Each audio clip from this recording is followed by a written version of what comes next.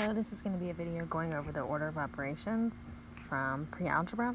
So we're going to do the first, a couple problems that we did in the notes the same day together.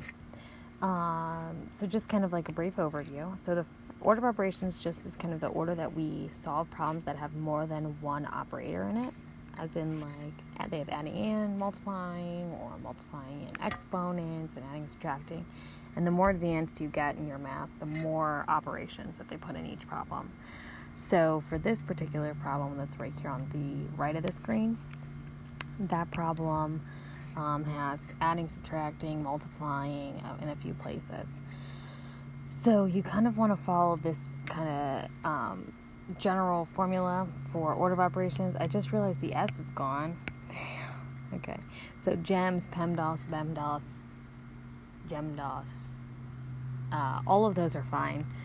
Whatever's going to kind of keep you in the line with the order. So we're going to do grouping symbols always first.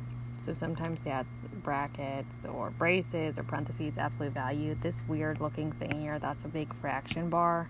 So that would be another one where you have kind of two problems and the last thing you do with them is divide. So all of that. All right, so looking at this problem, if we look, our first order, grouping symbols, then exponents, then multiplying, dividing, and the last thing we should be doing is adding and subtracting. So once you kind of get into the grouping symbol, like this, the brackets that are around this, you want to reset the order. So we're going to check out, oh yeah, we do have more grouping symbols, so we're going to do this first. So you're going to subtract those two things, which is 5, and everything else you're going to bring down as is. Are we done with grouping? In the grouping? No, we still have this guy, so we got to do the grouping again. And actually right here, the 5 doesn't have anything raised to it. It's not multiplying. It's all by itself, so we can take it out. There's no operations left. And then we have plus 5 times the 2 plus 1, which is 3. And then we can go ahead and multiply. So that'd be 5 plus 15. So now we have 9 plus 20, which is 180. So that's kind of how you solve them one at a time. We'll do a couple examples together. So for this one, remember kind of keeping the order, and some people like to do this and then they check them off as they're done. So we're going to hit the grouping symbols first. In this case, we can go ahead and deal with, there's not actually really much grouping going on, but we can go ahead and get rid of kind of the absolute value, the square root.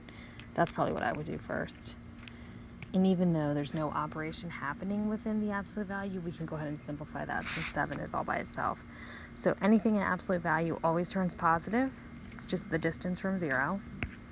So we'll copy everything else down. But that's a dividing, plus 1/2 squared. I'm trying to just like smack on the board. All right, and then we can get rid of square roots. So 7 plus 3 minus 9 over 9, square root of 81, plus 1/2 squared. And so from here, we're kind of finished with the grouping symbols. They're done. We have parentheses, but there's nothing happening within it. So we can move on to the next one, exponents. So 1/2 squared. 1/2 squared is just 1/2 times 1/2. Remember that you multiply the numerators together, and that's what goes in the top. 1 times 1.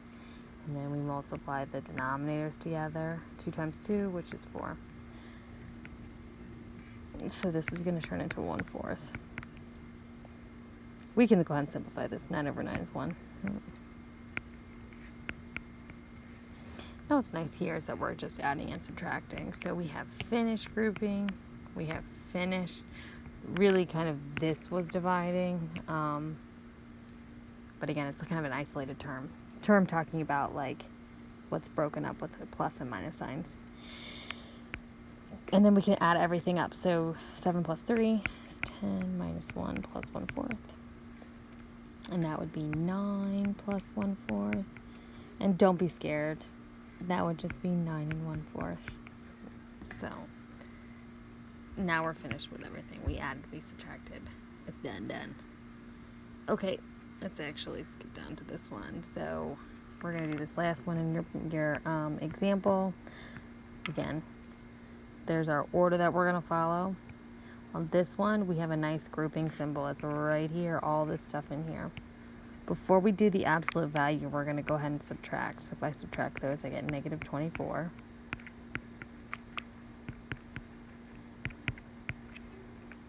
And the absolute value of 24 is just 24. I guess I should highlight this.